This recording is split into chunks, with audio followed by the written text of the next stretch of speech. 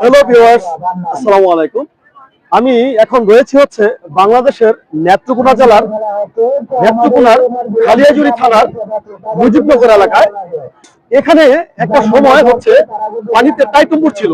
আজকে এখন এই জায়গাটা আপনারা পুরো একটা মাঠ দেখতে পাচ্ছেন। এটা বাংলাদেশেরই একটা ফুটবল ম্যাচের মাঠ।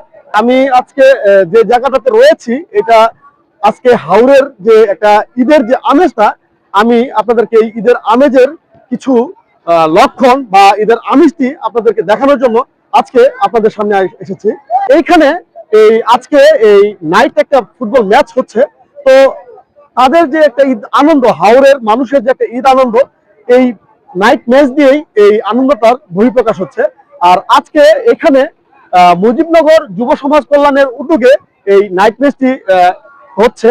অলরেডি একটি খেলা হয়েছে এবং আরেকটি খেলার জন্য প্রস্তুতি নেওয়া হচ্ছে।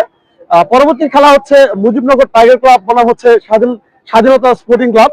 তো মোটামুটি মাঠে সবাই চলে এসেছে। তো আমি স্বাধীন স্পোর্টিং ক্লাবের ক্যাপ্টেনের সাথে আমি একটু কথা বলবো। স্বাধীন ভাই, আপনারা তো এখানে প্রতিদিনই হচ্ছে যে খেলাধুলা করেন, পাশাপাশি হচ্ছে স্পেশালি হচ্ছে যে এখানে ঈদ পরবর্তী যে আনন্দ বা ঈদ পরবর্তী যে পূর্ণমিলনটা রয়েছে, এই পূর্ণমিলনীতে আপনারা সবাই একত্র হন এবং ঈদের আনন্দটাকে আপনারা সবাই এই প্রীতি ম্যাচের মাধ্যমে ভাগাভাগি করেন। তো আপনার টিমের নামটা কি?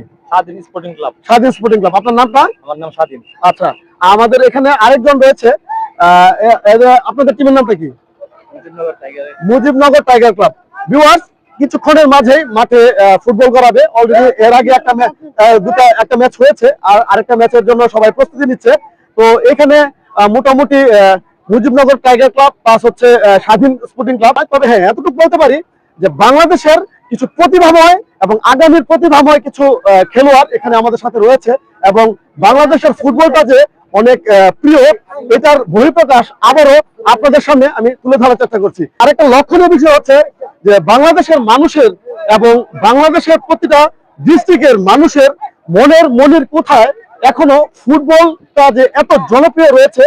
এই ঈদের আনন্দের মাঝে এই ঈদের আমেজটা এই হাওর অঞ্চলের মানুষ আবারও এই ফুটবল খেলার মাধ্যমে তাদের নিজেদের ভালোবাসাটাকে ফুটিয়ে তুলছে এবং ঈদের আমেজটাকে আরো সুন্দর করে তুলছে। আরেকটা বিষয় আমি আপনাদেরকে দেখাচ্ছি। এখানে ওইরকম ভাবে কোনো গ্যালারি নেই, তবে একটা লক্ষণীয় বিষয় আমি দেখাই। সেটা হচ্ছে যে এখানে কিছু দর্শক, আমাদের মা বোনরা রয়েছে, মানে তারাও ফুটবলের প্রতি এত আকর্ষণ তাদের, এটা আসলে সারা ওয়ার্ল্ডে কোথাও পাওয়া যাবে কিনা সন্দেহ। কারণ আমাদের বাংলাদেশের নারীরাও ফুটবলকে খুবই বেশি পছন্দ করে এবং ইতিমধ্যে খেলা মাঠে গড়াচ্ছে, বল গড়িয়ে যাবে। আমি আর বেশি কিছু বলবো না, অলরেডি একটা উত্তেজনা ছড়িয়ে গেছে।